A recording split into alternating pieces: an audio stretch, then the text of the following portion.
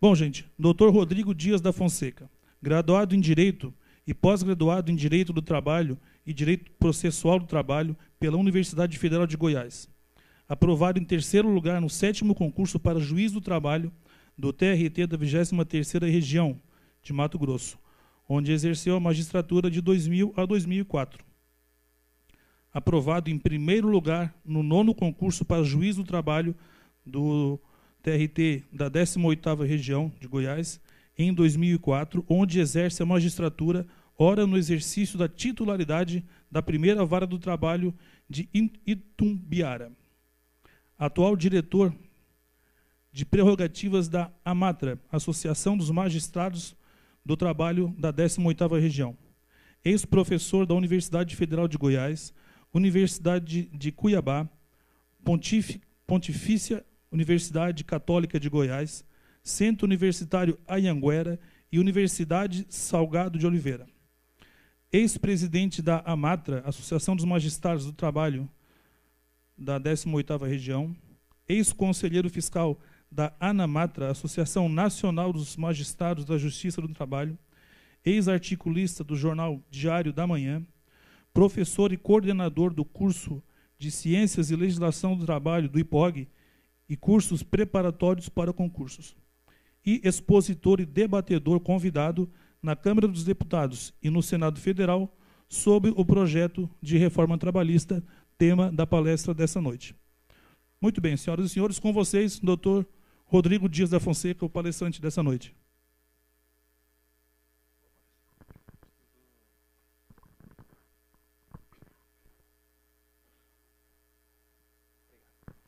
Alô. Oi, pessoal, boa noite. Aos que aqui estão, se eu bem entendi, também ao pessoal que nos assiste via internet, não é isso, Marcos? Eu quero agradecer a todos as empresas que proporcionaram esse evento, a Meta, ao Domínio, ao IPOG, para que me proporcionaram tratar com vocês de algo que tem marcado, para ser muito franco, a minha vida e trajetória nos últimos 3, 4 meses. Já explico o motivo. E eu espero que o que eu venha a dizer aqui possa, de alguma forma, ser útil a vocês, de forma que vocês não precisem ficar aqui até o fim dessa exposição só por conta de algum sorteio. Eu espero que o que for dito a vocês baste para isso, e aí o sorteio acaba sendo um brinde, algo a mais, né? Olha, eu vou falar com vocês, indo diretamente ao ponto, até por imperativo de tempo, vou falar com vocês sobre a reforma trabalhista. E, a rigor, é um assunto um tanto espinhoso, porque no Brasil a gente precisa, a rigor, já há algum tempo, de uma série de ajustes na legislação, a meu ver, ao menos. A legislação trabalhista não me parece que tenha conseguido acompanhar as mudanças, todo o dinamismo pelo qual a sociedade passou nos últimos tempos. É bem verdade que, embora a CLT seja de 1943, nossa principal lei no âmbito do trabalho seja de 1943, no curso do tempo, ela foi se atualizando. Se nós pegarmos uma CLT hoje, não são muitos os dispositivos da sua redação original de 43. De lá para cá, nesses 74 anos, houve muita disposição atualizada. Novas redações foram conferidas. No entanto, todos aqueles pressupostos, a estrutura básica, a espinha dorsal da CLT, se manteve. O que a gente tem é uma legislação que foi erigida num momento em que o Brasil era eminentemente composto por cidadãos que viviam no campo, em mais de 80%, sendo que a CLT expressamente é destinada para quem vive na cidade, então, de tal forma que ela foi destinada para uma minoria de brasileiros. Trata-se de uma legislação que cuida-se de uma legislação que trata a mulher, e tem várias aqui, não é? Vou falar um pouco sobre isso hoje, que trata a mulher sob um prisma meio desatualizado, para dizer o mínimo, né? No sentido de que fosse, de fato, o sexo fragilíssimo, né? Fragílimo, naquele contexto, Há várias disposições na CLT, que permeiam a CLT, indicativas disso. Algumas delas, pelo menos na minha visão, desatualizadas, que causam problemas, inclusive às mulheres, especialmente no mercado de trabalho. Mas, principalmente, naquela quadra, anos 40, a expectativa que se tinha é que o Brasil ia se industrializar. De tal modo que a CLT foi toda ela erigida no sentido de se preparar uma legislação para o país em vias de industrialização. E isso realmente aconteceu. E a CLT foi muito útil nesse processo. Acontece que isso já passou, não é? Hoje, a economia praticamente toda, majoritariamente é concentrada no setor terciário, de serviços, e nós temos na legislação trabalhista toda uma construção que parte daquele pressuposto de que os empregados trabalham dentro de um ambiente fechado, a fábrica, dentro de um ambiente fechado, sob o controle, inclusive, como regra, visual do empregador,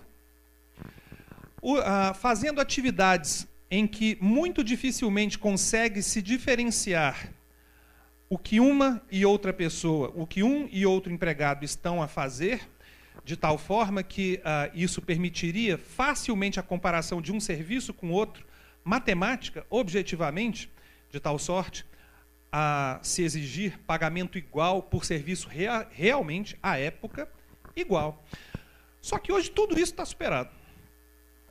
Mecanismos de controle de jornada, de fiscalização à distância, estão presentes em todos os lugares. Existe efetiva diferenciação na forma como trabalha e na forma como rende um e outro empregado. São tantas coisas que, se a gente fosse tratar de tudo que está desatualizado na legislação trabalhista, esse encontro nosso aqui não daria conta, não haveria tempo para isso. Então, que era necessário que se fizesse algum tipo de reforma, algum tipo de atualização na legislação trabalhista, e é. Só que isso foi feito numa quadra política que o Brasil está enfrentando, no mínimo, muito complicada, né? Para dizer, todo mundo está vivendo o que... aliás, o que aconteceu hoje em Brasília, na votação da reforma trabalhista, é bem ilustrativo do que eu estou dizendo. E de tal sorte que isso contaminou o processo legislativo da reforma que foi proposta. Infelizmente, hoje, uma lei com essa profundidade, com essa dimensão, que se propõe a modificar e, em certos aspectos, modernizar a legislação, porque, com todo respeito, acho que em alguns deles não se caminhou bem. Mas mesmo naquilo que se tenha caminhado bem, o processo, o iter legislativo, não foi o melhor. O que a gente vive hoje em dia, a rigor, é quase um fla-flu ideológico lá no Congresso Nacional e fora até do Congresso Nacional também. Isso causa muita dificuldade na análise dos projetos lá no Poder Legislativo, onde eu tive a sorte, a honra de participar, e fora dele. Na maior parte dos casos, se vocês se atentarem, os analistas têm uma posição absolutamente radical quanto aos termos da reforma. Aqueles que julgam que a reforma é positiva, dizem, vocês talvez já tenham ouvido isso, que é uma reforma que moderniza a legislação, criará empregos, tirará o Brasil do atraso. Sendo muito franco com vocês, pessoal, eu não acho que isso vai acontecer, não. Não que a reforma seja necessariamente ruim, mas criação de empregos, tirar o Brasil do atraso, tudo isso é crescimento econômico que vai dar. Não é uma modificação, não é na canetada que isso vai acontecer. De um outro lado, sinceramente, há aqueles que são detratores da reforma, que enxergam tudo, absolutamente tudo, como se fosse negativo, pejorativo nas propostas, especialmente levantando um brado completamente populista, de que, com a nova legislação a entrar em vigor, o empregado estaria sendo submetido a condições de trabalho degradantes, indignas, e que a modificação da legislação compromete, por isso mesmo, a dignidade do empregado. E, sinceramente, em que pese haja, sim, algumas disposições, e a gente vai ver aqui rapidamente, que realmente não me parecem o caminho que foi tomado não me parece o melhor, mas há muita coisa que foi feita e que existe lógica por trás das alterações propostas. Infelizmente, existe um grande corporativismo, inclusive da minha categoria. As associações representativas dos juízes do trabalho, das quais eu fiz parte por um bom tempo, combatem com vigor absoluto a proposta de reforma. E ouvindo o discurso, aparentemente, a ideia que ali externada é de que a reforma, de fato, cause um prejuízo imenso a empregados, etc. Quando, com todo respeito, embora haja muitos colegas, juízes, que tenham realmente preocupação nesse aspecto, de forma geral, o que me parece que está acontecendo aí é uma brutal reação corporativista ao que vem na reforma. Porque, de fato, há uma perda de poder em certos aspectos do juiz, se aprovadas as regras na forma como vêm propostas. Eu vou passar a vocês alguns tópicos dessa reforma. Eu vou tentar, é claro que é praticamente impossível que nós analisemos, eu e vocês, propostas dessa natureza, despidos de absoluta ausência, despidos de ideologia, não é? Fazer uma análise não passional, mais racional, porque é evidente que nós todos somos permeados por nossas próprias experiências, convicções, e isso, é claro, influencia na análise. Mas, na medida do possível, a ideia aqui é de tentar extrair das normas que, sei lá eu, se ao término dessa palestra, terão já sido ou não votadas no Senado, terão sido aprovadas ou reprovadas no Senado, tudo indica que aprovadas, né? Se a indicação fosse de reprovação, ninguém estava aqui, né? Que nós conseguimos, pelo menos, compreender um pouco melhor o que vem por aí. Olha, são muitos artigos. Foram alterados, serão alterados. Vou falar dessa forma, vou dar de barato que que seja aprovado, até porque, se não for aprovada a reforma, de certa maneira, é até um tanto frustrante o que nós todos estamos fazendo aqui, né? Porque seria uma perda de tempo. De tal sorte que toda essa abordagem que eu passo a fazer parte do pressuposto de que seja aprovada a reforma tal qual se cogita. E assim sendo, são mais de 100 artigos. É impossível, sinceramente, tratar disso em um tempo mais curto. Nós temos um curso sobre a reforma lá em Goiânia, que são 25 horas, o curso de 25 horas de exposição. Eu vou falar aqui pouco mais de 1 hora, então eu vou selecionar alguns tópicos para falar com vocês, mas como é possível que eu não atenda? Como é possível que eu não atenda? É certo que eu não vou atender a curiosidade de todo mundo. O que eu fiz aqui, o que eu resolvi fazer foi o seguinte: eu separei alguns tópicos para tratar, que me parecem bem relevantes e espero que sejam úteis a vocês todos. Mas eu vou passar todos eles. Por exemplo, o que eu quero dizer, eu não vou falar aqui sobre grupo econômico, não durante a minha exposição. É importante. Mas se eu for gastar tempo com isso, eu perco tempo com outras partes que me parecem mais importantes ainda, mais relevantes ainda. No entanto, se algum de vocês tiver interesse naquele tema em específico, vou falar de grupo econômico, aí depois tempo à disposição, atividade dos tribunais, responsabilidade de sócios da pessoa jurídica, prescrição. Os itens vão passando, um a um, e eu não vou falando sobre eles. Você pode anotar, porque ao final da exposição eu posso tentar esclarecer alguma coisa sobre aqueles que ficaram para trás. O primeiro sobre o qual eu vou tratar aqui será esse que está ali na tela. As chamadas horas de percurso, horas de trajeto, horas in itinere, se quiser.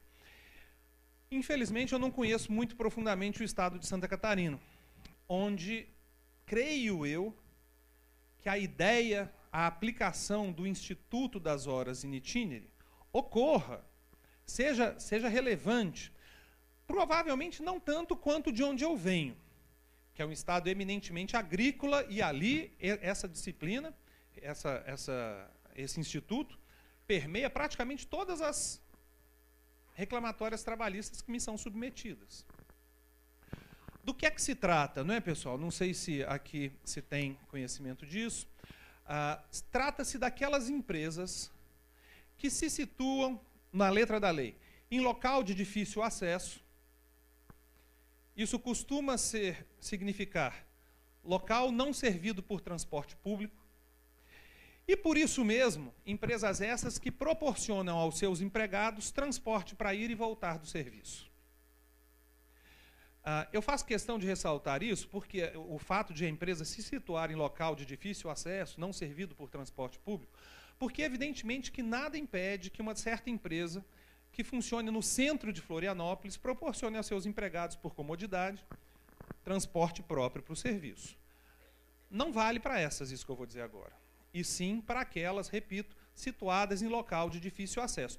Para essas empresas, a concessão desse benefício aos empregados, o transporte para o local de trabalho, atende também ao interesse empresarial. É evidente, é só parar para pensar um pouquinho. Os empregados têm uma certa vantagem, né, porque são apanhados próximos de casa, não enfrentam a violência do transporte, que infelizmente a gente vê nos noticiários, do transporte coletivo.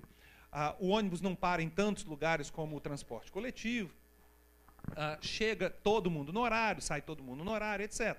Mas para o empregador também é vantajoso. Todos os empregados chegam na hora, em tese, no mesmo horário.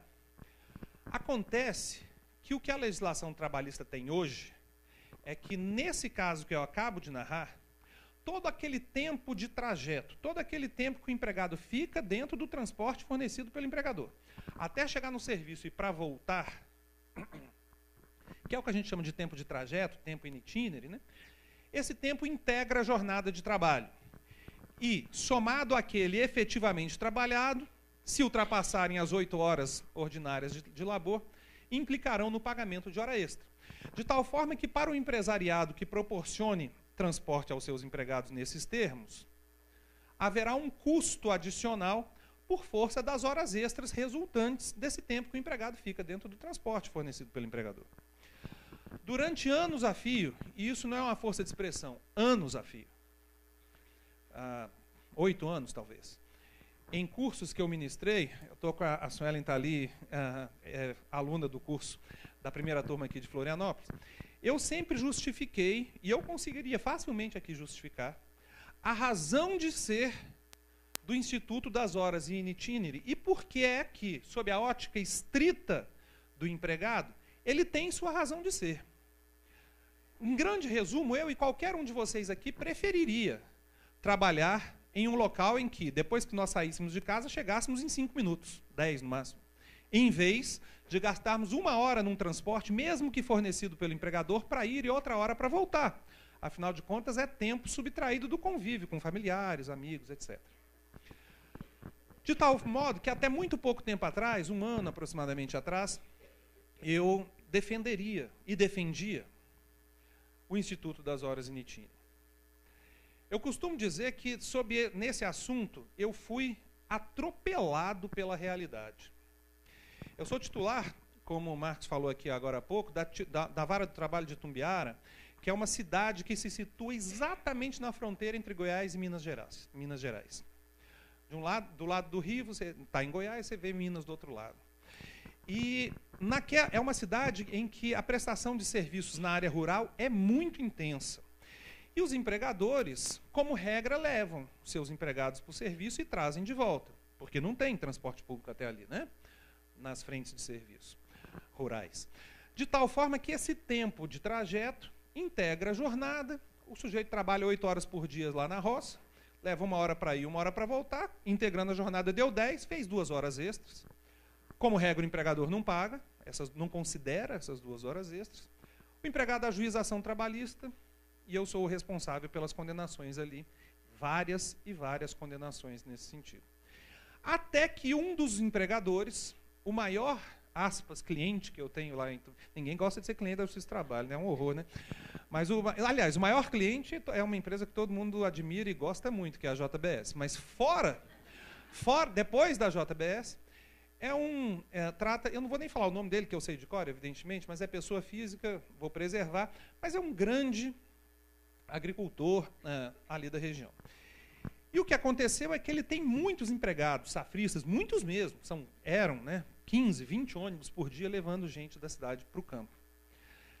Eu acho, a minha impressão é de que, cansado de tanta condenação, chegou o dia, esse dia faz menos de um ano, em que ele tomou uma decisão que é o atropelamento a que eu me referi agora há pouco.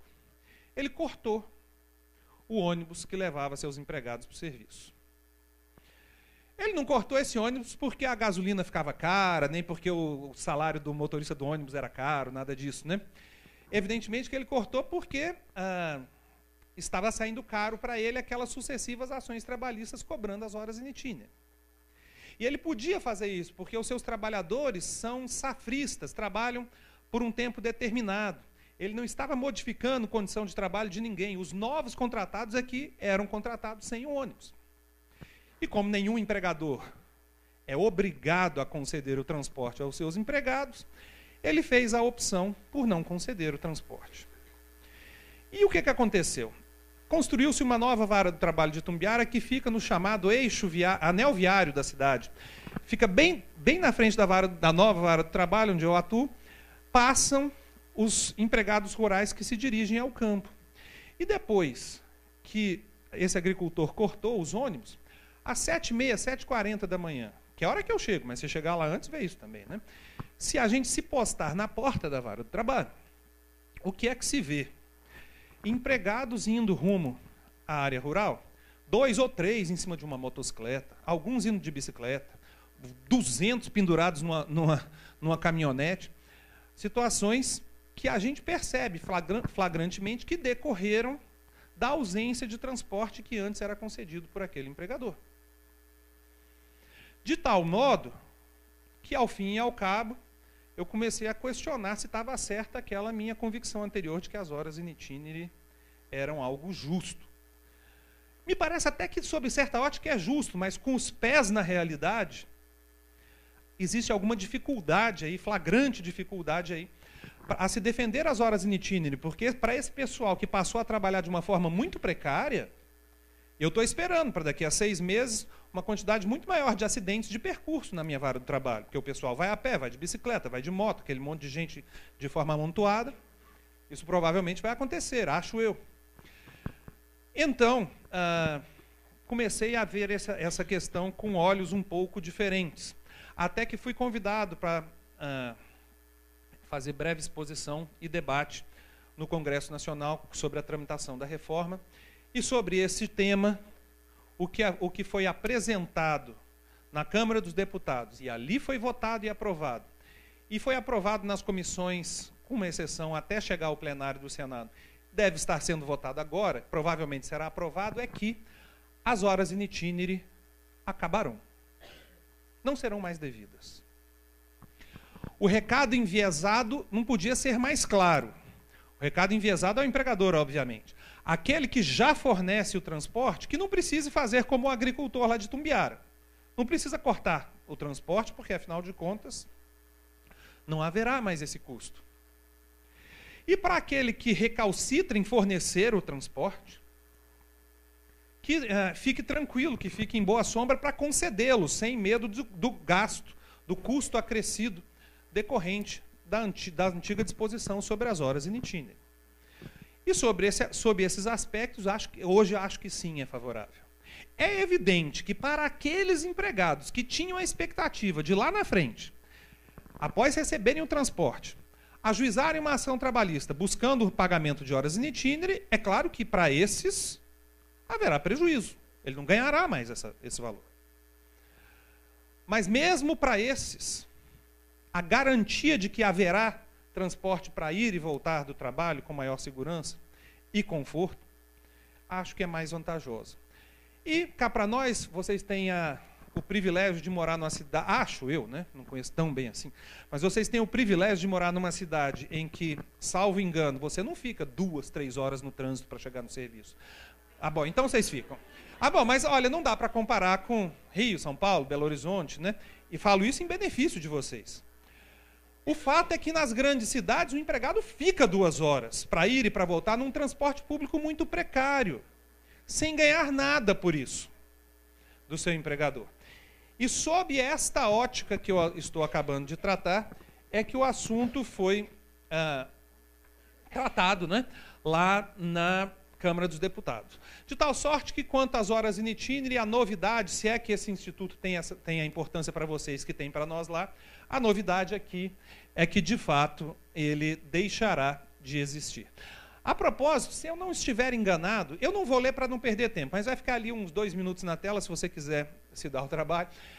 Aquele é um texto, salvo engano, de um profissional catarinense, que expôs os motivos, na visão dele, pelos quais não é razoável cobrar-se do empregador além do custo que ele tem com o transporte de seus empregados para o local de trabalho, apontando as vantagens que os empregados têm com esse tipo de transporte que lhe é fornecido, e não seria razoável que a legislação apenasse ainda mais o empregador nesse sentido. Tudo bem? Pessoal, eu não falei antes, né, com a corrida aqui para expor. Ao final, em regra, ao final dessa exposição, vai ser sendo aberto espaço para o debate. As perguntas que vierem, que forem apresentadas, são muito bem-vindas. E se eu tiver condição, vou tentar responder. Mas se por um acaso, no curso da exposição, exatamente no assunto que eu estiver falando, houver uma dúvida atroz, né, que eu possa esclarecer, é só chamar a minha atenção que eu tento. Então, seguindo, regime em tempo parcial, todas essas matérias foram tratadas na reforma. Regime em tempo parcial, bom, eu não posso deixar de falar algumas coisas relativas à jornada de trabalho, não é? Inclusive porque é mais do que provável que em muitos aspectos de controle, registro, etc., da jornada de trabalho, vocês atuem. Eu vou tratar aqui das questões de ordem mais prática que foram objeto de mudança, que serão objeto de mudança. Veja, em primeiro lugar, deixa eu encontrar aqui. O parágrafo 3º. Não, não é esse aqui não, desculpa. O parágrafo 5º do artigo 59 da CLT traz uma alteração. Eu, sinceramente, não acho essa alteração benfazeja, não acho uma alteração positiva da reforma. Tenho uma visão crítica sobre ela, mas, tal qual, com algumas posições que eu reputo positivas e que talvez você ache que seja negativa, que sejam negativas, né, é preciso que a gente conviva com elas de toda forma, né, porque se forem aprovadas não tem outro jeito. E essa a que eu me refiro cuida do chamado banco de horas, que eu tenho certeza que a imensa maioria, se não a totalidade, conhece. Hoje, o que nós temos é o fato de que as empresas podem firmar acordos coletivos ou convenções coletivas de trabalho, autorizando a implantação do chamado banco de horas, que nada mais é que o sistema de compensação de jornada em um período mais alongado de tempo, que hoje na legislação é de até 1 ano, no máximo de 1 ano. De tal forma que no curso de 1 ano, evidentemente, é possível que o empregado trabalhe um pouco a mais em algum dia, um pouco a menos em outros, até que, ao fim e ao cabo daquele período, faz-se a apuração, o encontro de contas, né, para saber se ele ainda, ao final do período, tem ou não horas extras a receber. Do jeito, como eu falei agora há pouco, é o que está na legislação hoje. Se a sua empresa ou aquela empresa para a qual você presta serviços tiver interesse na aplicação aos seus empregados do sistema do banco de horas, é preciso negociar com o sindicato de empregados. Nem sempre essa negociação com o sindicato da categoria profissional é algo tão tranquilo, né? Digamos assim. Mas, no caso do banco de horas, me parece que é razoável a exigência da negociação coletiva, tendo em vista que, em princípio, ao menos, o interesse do banco de horas costuma ser sempre do empregador, não do empregado. Em regra, ao menos. Só que essa ideia sucumbiu na reforma, pelo menos parcialmente, porque se você der uma olhada ali naquele parágrafo 5º, ali transcrito, que passará a integrar a lei, qualquer empresa, desde que queira, evidentemente, pode negociar diretamente com seu empregado, acordo individual de trabalho, para implantação do sistema do banco de horas, desde que o tempo de apuração seja não de 1 ano, mas de 6 meses. Qual que é a crítica que se faz a essa disposição? Pelo menos eu faço essa crítica, né? É a de que, sendo do empregador o interesse do banco de horas, pessoal, e tendo o empregador, naturalmente, pela própria relação de emprego, uma ascendência óbvia e hierárquica sobre o seu empregado, a própria subordinação que dita, que permeia a relação de emprego, existe possibilidade de, em alguns casos, o empregado firmar esse acordo em sentido contrário ao que realmente lhe interessa, porque, convenhamos, não vai ser muito fácil ao empregado negar-se a um sistema de banco de horas que o empregador pretenda instituir. Mas assim se decidiu. Tem um segundo problema aqui. Como a gente vai ver daqui a pouco, vocês já devem ter ouvido alguma vez por aí, todo esse projeto busca legitimar, prestigiar, fortalecer a negociação coletiva. E tornar um sistema, banco de horas, que antes só se fazia por acordo coletivo ou convenção coletiva, passar a ser possível mediante acordo individual, isso vai na contramão de um dos pilares do projeto, que é fortalecimento da negociação coletiva. De tal modo que eu não acho razoável, para ser muito franco, mas a gente tem que conviver com o que vem aí, não só com o que a gente gosta, né? Então isso ocorrerá. O parágrafo 6º ali não é novidade nenhuma. Vamos ver. Bom, isso aqui tem um erro de redação, mas coisa de juridiquês. Aqui vai ter uma modificação, aliás, da última vez que eu falei com o pessoal, com os contadores, aqui tem muito contador, né? Por óbvio, eu suponho. E é um pessoal que teve interesse muito em algo que eu vou dizer agora. Bom, não sei se aqui, nas empresas às quais vocês prestam serviço, existe muitos trabalhadores que se ativem no chamado sistema 12/36. Ou seja, trabalho durante 12 horas consecutivas, permeado por 36 horas de descanso. Se quiser, trabalhar todo dia, trabalhar dia sim, dia não, no mesmo horário, durante 12 horas, jornadas de 12 horas. Pode até haver, eu só vi até hoje três horários, pode ter qualquer um, mas eu só vi até hoje 3 horários em que se trabalha no sistema 12/36. Das 6 da manhã até as 18 e das 18 às 6, ou das 7 às 17, das 17 às 7, ou em alguns shoppings lá da capital do meu estado, das 10 da manhã até as 10 da noite. Fora dessas hipóteses, eu nunca vi nenhuma outra, embora seja possível. Bem, o sistema 12/36, hoje, o que a gente tem na lei sobre ele? Na lei, eu digo. A resposta é nada. Minto, tem na lei dos domésticos, a lei 150 de 2015, de 2 anos atrás. Mas na lei dos empregados seletistas, a resposta é nada. O que se tem é uma súmula do Tribunal Superior do Trabalho. É a súmula até fácil de decorar, 444. Mas ela traz algumas restrições a esse tipo de jornada. A principal delas, que está caindo com a reforma, o fato de que o sistema 12/36 necessariamente precisa, de novo, ser ajustado coletivamente, negociado com o sindicato de empregados. Enfermeiros, pessoal de hospital, vigilantes, porteiros, esse pessoal costuma trabalhar com muita frequência nesse sistema. E é preciso que os empregadores verifiquem, não é? Se existe uma convenção coletiva que se aplique a eles, se não houver, firmar um acordo coletivo, se for o caso, porque fora dessas hipóteses, hoje não é validado o regime 12/36. Vocês podem confirmar ali, lendo o artigo 59, será sim possível o acordo individual para isso. A nova disposição é que é facultado às partes mediante acordo individual escrito. É claro que pode ser convenção coletiva, pode ser acordo coletivo de trabalho, mas o fato é de que essa é uma mudança já bastante relevante. Mas as outras são mais ainda. Por que eu digo mais ainda? Porque as empresas em que se exige o sistema 12/36, como regra, já tem o acordo coletivo ou a convenção coletiva de trabalho subsidiando a aplicação desse sistema. Mas, se você ler o que vai no finalzinho do caput do artigo, que diz assim, 12/36, observados ou indenizados os intervalos para repouso e alimentação. Bom, observados os intervalos é muito óbvio. Quem trabalha durante 12 horas consecutivas, segundo a nossa legislação, deve ter no mínimo 1 hora de intervalo. Nem sempre é fácil dar essa hora de intervalo para quem trabalha no sistema 12/36, especialmente para aqueles que trabalham à noite. E se trabalham sozinhos à noite, então, vigilantes, por exemplo, é praticamente impossível, convenhamos, né? De vez em quando o pessoal vai lá na Justiça do Trabalho e mente, né?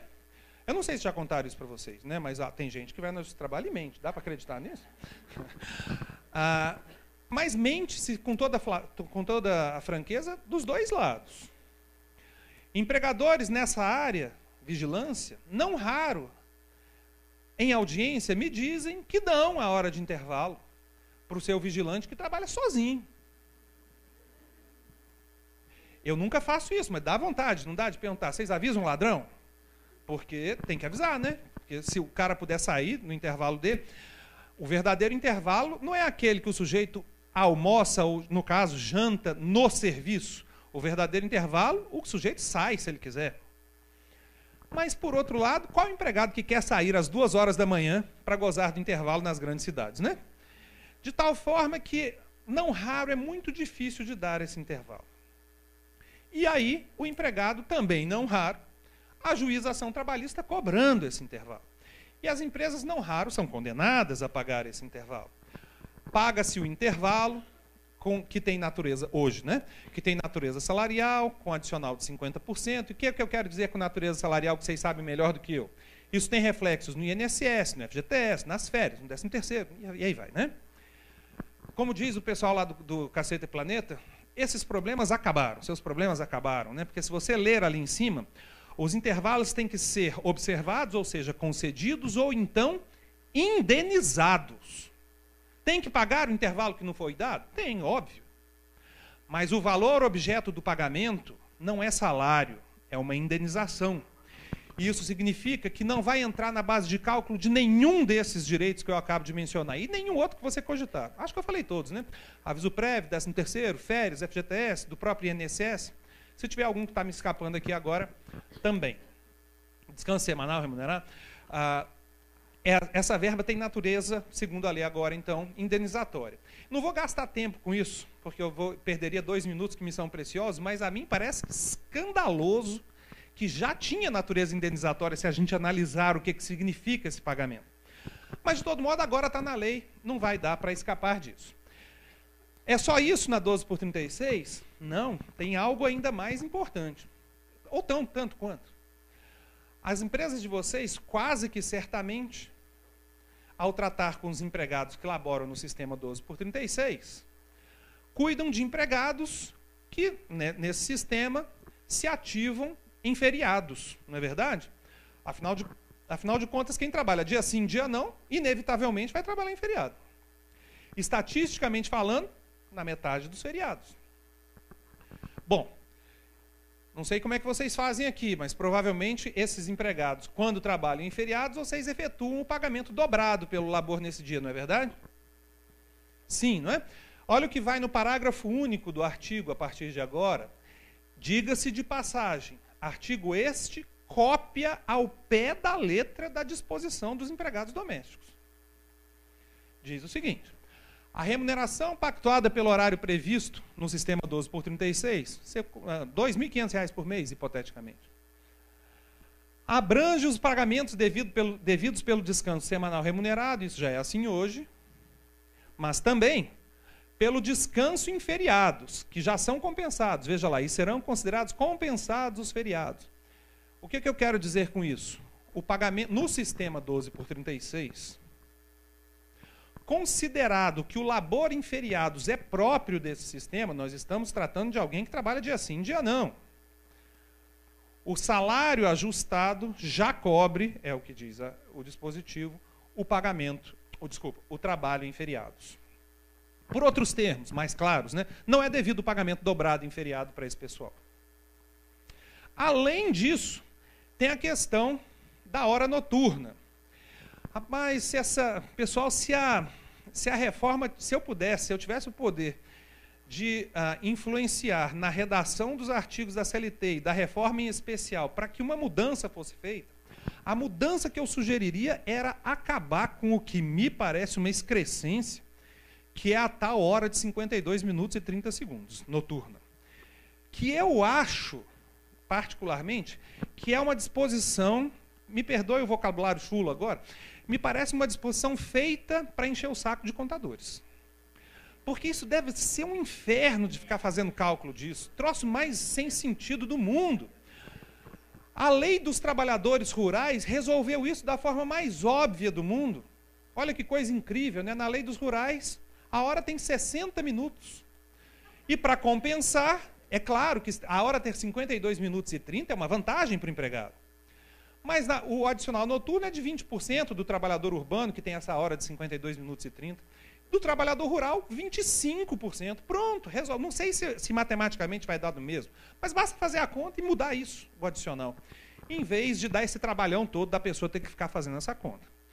De todo modo, isso não aconteceu, então continuamos com a nossa horinha de 52 minutos e 30 segundos, que se você explicar isso para um estrangeiro, o cara não entende, né? Como é que pode um negócio desse? Uma hora tem 60 minutos. Não a nossa noturna, né? Só que isso tem um problema no sistema 12/36 para aqueles que trabalham à noite. Vamos dar um exemplo, vou dar um exemplo aqui tradicional.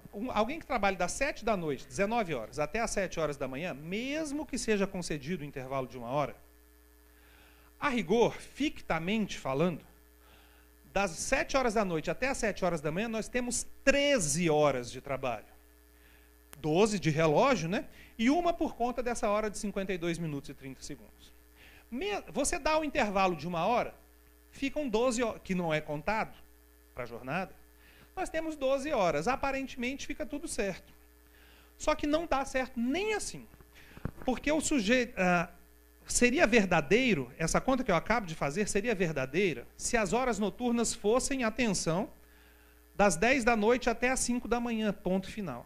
Só que na prorrogação, das 5 até as 7, na prorrogação no período diurno do trabalho noturno, a hora também, segundo a lei, é de 52 minutos e 30 segundos.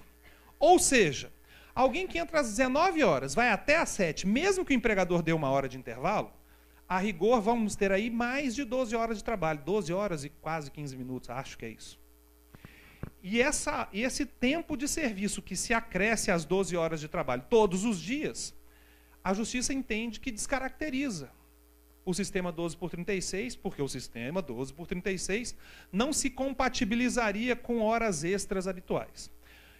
Essa preocupação, não sei se eu fui claro quanto a isso, essa preocupação de toda forma acaba com a nova disposição que diz que além de os feriados já estarem integrados, pagos na remuneração mensal, lá no final diz que também serão considerados compensados, além dos feriados, as prorrogações de trabalho noturno, quando houver prorrogações ali, a menção aos artigos, é a prorrogação do trabalho noturno no período diurno. O que se quer dizer com isso, então?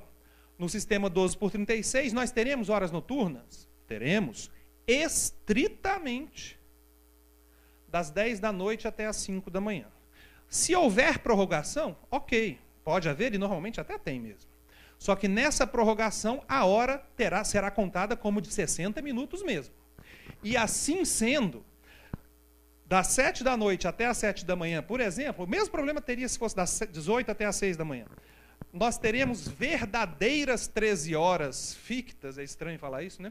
E concedido 1 hora de intervalo, 12 horas de trabalho, é o sistema 12/36, sem maiores traumas aí, por conta dessa diminuição da hora noturna. Mas o maior problema em Goiás, né, que nós estamos enfrentando com relação a essa história do 12/36, cuida-se dos trabalhadores que atuam nessa jornada em hospitais. Não sei se vocês têm esse problema aqui, mas em Goiás é muito forte esse problema. Por quê? Porque o artigo 60 da CLT, eu só transcrevi ali o parágrafo único, pessoal, porque é só ele que está sendo cuidado na reforma. O caput dele não se mexeu. A regra geral do caput, que não está transcrita, é de que é preciso licença do Ministério do Trabalho para prorrogação de jornada em ambiente insalubre. Se o local em que a pessoa trabalha for insalubre, não pode fazer hora extra, salvo com a autorização do Ministério do Trabalho. Bom, isso muda para o sistema 12/36? Sim. O que se diz do parágrafo único, o que vai dizer o parágrafo único, né? Excetuam-se da exigência de licença prévia as jornadas de 12 por 36. E por quê, não é? Tem alguém lá que está, Marcos, para botar aquele... Eu já deixei até selecionado para mostrar. O que está acontecendo é, trabalhadores, no meu estado ao menos está acontecendo isso, né? Trabalhadores em hospitais que se ativam no sistema 12 por 36 estão sendo impedidos de trabalhar nesse horário, porque o Ministério Público do Trabalho ajuizou ações dizendo que não pode trabalhar 12 horas consecutivas sem autorização do Ministério do Trabalho, porque se trata de ambiente insalubre. Essa não é, para ser muito franco com vocês, a minha pessoal interpretação. Porque quem trabalha 12 por 36 não faz, se for rigidamente, não está fazendo hora extra. E o que se impede no caput do artigo 60 é a jornada extraordinária em ambiente insalubre. Mas, de toda sorte, assim tem sido interpretado. Ambiente insalubre só durante 8 horas. Isso leva a situações inusitadas. O Ministério Público do Trabalho impedindo o empregador sob a ameaça de multas e o Sindicato dos Enfermeiros empregados ajuizando a ação trabalhista coletiva, pedindo autorização da Justiça do Trabalho para que os seus empregados possam trabalhar no sistema 12 por 36. A propósito, eu não vou falar dos advogados, porque eu conheço pouco, a parte que eu conheço talvez eu irrite. Mas o Ministério Público do Trabalho e a magistratura trabalhista, nesse caso aqui o Ministério Público do Trabalho, não é de se espantar que sejam contra a reforma. Aquela disposição que retira do Ministério do Trabalho e, por consequência, limitam a ação do Ministério Público do Trabalho, o poder de limitar, retiram do Ministério do Trabalho o poder de limitar a prestação de serviço extraordinário em ambiente insalubre, isso é perda de poder do parquê, do Ministério Público do Trabalho. E ninguém, especialmente nos órgãos de Estado, sente-se muito confortável, em boa sombra, quando é criticado e, especialmente, quando, além de criticado, perde poder. De toda forma, se vocês prestam serviços em hospitais, isso, para hospitais, né, o sistema 12 por 36, a partir da reforma, não existirá nenhuma restrição a essa prestação de serviço. Olha, vai anotando aí, se tiver alguma coisa que você queira que eu fale depois. Regime de teletrabalho, intervalo intrajornada, sim, vou falar porque é importante, todo mundo faz isso. O intervalo